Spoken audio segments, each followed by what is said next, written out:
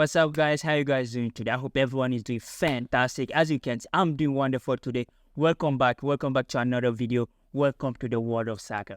Today, my man, we're gonna talk about PSG, Atletico Madrid, Borussia Dortmund, FC Barcelona. Two other great games that took place today. Yesterday was like really fun. It was exciting. It was pure entertainment. And today they gave us the same thing. There's a team that was surprising us the way they play, especially Atletico Madrid today. That was crazy, guys. We're gonna just start with in France. We're gonna start with Paris Saint-Germain against Barcelona. What a game! What a game! Some player decide to score today. Usman Dembele or like Rafinha, they don't score. They never score. But today they just decide to give us world class goal. And so we're gonna just go ahead to see how this team started and the setup and the lineup, and there's a lot of surprise, especially on the PSG side. So we're gonna just see what Luis Enrique started with. Surprising, this dude, he changed his formation every week. It's not easy to be a PSG fan. It's just like it's crazy. Every week he work in the League One, but I don't think this type of bipolar coaching will work in the international stage, especially in the Champions League. He did against Milan, it didn't work. He did against Newcastle. We all remember that 4-1 victory. So, but today he started with 4-3-3.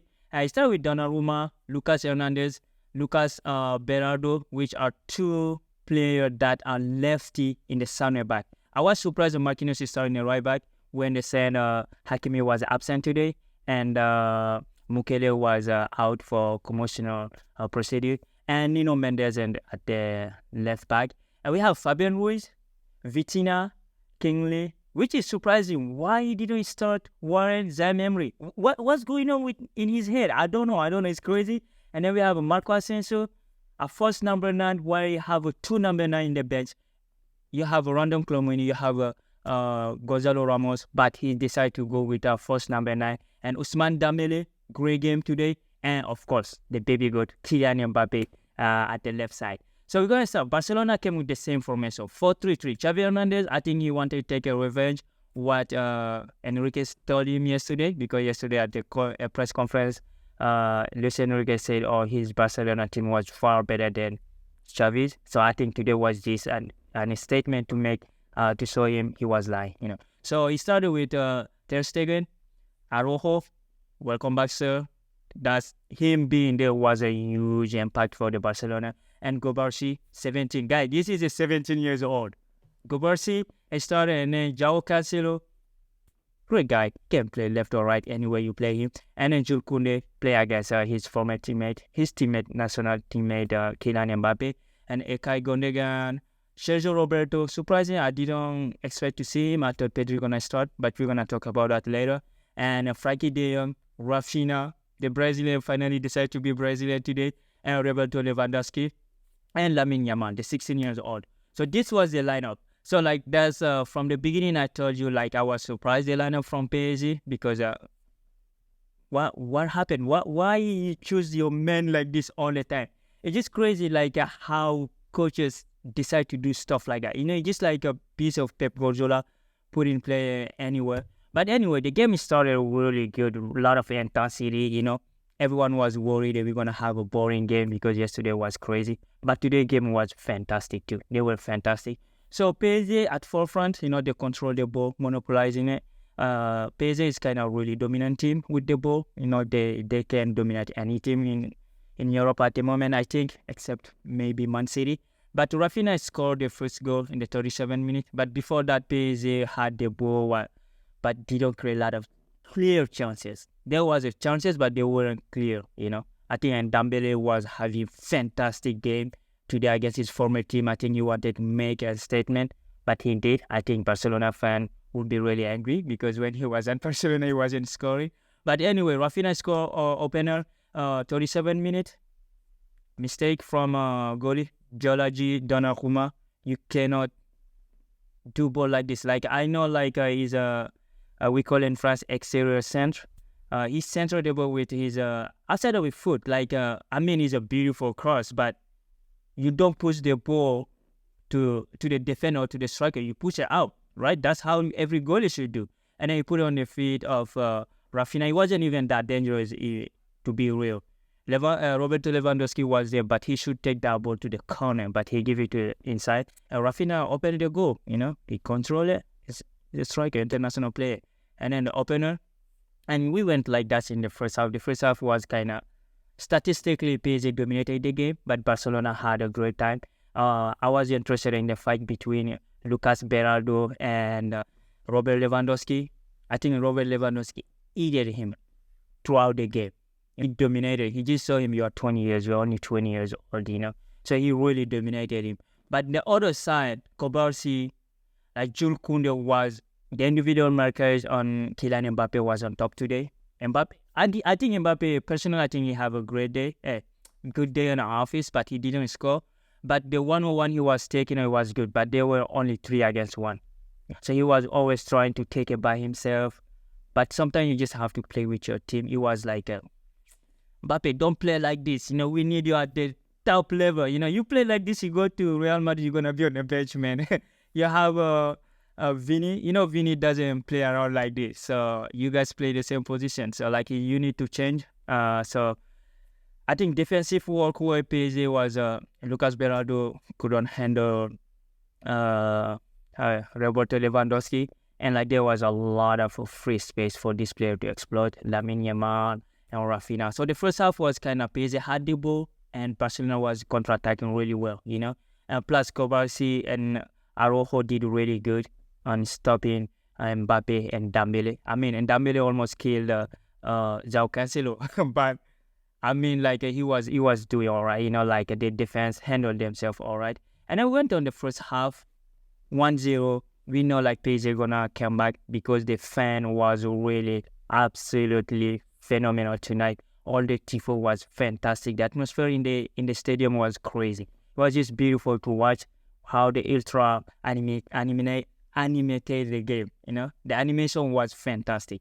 So the second half, of course, Ousmane Dembele, beautiful goal, what a strike, and he decided, like, I think this is a Dembele's second goal in the entire season. The dude doesn't score at all, so he decided to score today. And it was a worldy, beautiful strike. 48 minutes, Barcelona panicked a little bit. 2 minutes later, Vitinha scored the second goal. I think Vitinha is already having a wonderful season. This is a 9 or 10 goal of the season as a midfielder. That's fantastic. PSG didn't used to have that, but he was great. He scored a beautiful goal, 1-2, in a triangle between Kingsley, Dembele, and he finished the ball. It was fantastic. Good goal. And yeah, of course, PSG did another mistake, horrible mistake, and he giving up the ball. Like, that was on the goalie too. Like, the way he cleared the ball, you don't clear the ball to your player. Like, why the goalie don't clear the ball on the outside, on the left side, not in the middle? You see your player like wide open, and he put the ball in the middle like Pedri. I think he's a fresh touch. Pedri, like, he just came back from injury. That boy he's a world class. The way he controlled the ball, put in the part of like Rafinha. Rafinha didn't even control the ball. Beautiful goal, like Pedri just recuperate the ball and then put a through ball for him. And yeah, 2-2, bam. And then PSG, like, he started to react back. It's Barcelona. You're not playing in the League One. You're not playing against Le Havre, Metz, or anyone. You play against FC Barcelona. You cannot be joking around. Coach, you cannot play like this. Change your way. That was just personal. But yeah, like, I think PSG, like, the player he put in the field was a joke. Like, you cannot, like, you have your best player. You have a Warren Zaire-Emery. He's been one of the best throughout the season. Why he didn't start the game? He did not start in the game. The battle in the midfield won't be easy. And you took your midfielder, put him on the bench. I know Kingsley is really good, left-footed. He can control the ball, but you need some energy, box-to-box midfielder. But I think he was just poor. This game is on the coach. Now, I will put it on the coach because he put player out of their position. Because, like, if you see, like, let me check here. Fabian Ruiz. Like, don't put Fabian Ruiz in this game. Like, choose Ugarte or, like, Warren Zaire-Emery so the team can have some coherence in the midfield. Today, that's why, like, Frankie de Jong, they killed in the midfield. Frankie de Jong, Ekay Gonega, they just So the experience they have and they control the game. Like, I mean, PSG had the position, but they weren't dangerous with it. They weren't dangerous with the ball. So, of course, like another set piece, because PSG was struggling in a set piece throughout the game, and Andrea Christensen, who came on in for De Jong, I think, beautiful cross in, 3-2, and PSG was like panicking now. 3-2, Andrea Christensen, of course, we know who he is. He's a former Chelsea player, former Champions League winner. So yeah, my boy, like he just one day, he just scored a goal. But the game is now over yet. It's only 3-2. And this game is more about how Luis Enrique destroys his own formation than how Barcelona beat them. Because I think Barcelona was coherent. What they did, he just sampled 4-3-3. And then the sub was great. Ferran Torres entered. João Felix, Andrea Christensen entered his score. And you have a Fermin who is entered. I think Paul Lopez entered too. So they were good. The sub were good. But in PSG's size, the sub didn't bring in the impact you wanted. Bradley Barcola, bro, that 1v1, you don't let that dude come back on you, bro. Like, how can you, a striker, like, you control the ball, you push the ball, you have the pace, take the freaking shot. But he couldn't, like, Araujo, I don't know, is it Araujo? Kobashi or Araujo, like, one of them came back on him really quick. And it was interesting to see the duel between the defender and the striker. Kobashi against Mbappe, or like Araujo against Mbappe. They were winning all the challenges. So, I mean, Barcelona took a huge step toward the semi-final, but it's not finished yet. The second half will be at Camp Nou. Hakimi will be back, So, Barcelona, PSG will have a right back. And we'll see. I think Pedri, Gavi will be in full fitness. So, it's going to be interesting. Today's game was just fantastic to watch, It was exciting, entertaining. This is why we love this sport, I'm sorry for the people who don't love soccer, man. Like, yo, where are you living for, man? Like, come on, man. Come join us. This is the game, and it's the beauty of the sport and the drama. We love it, up and down, That's what. So if you're new to this channel, hey, make sure to subscribe, like, and share this with your friend. If you're already here, hey, thank you for continuing with me. The sky's the limit. Ciao. Hey, take care. Bye.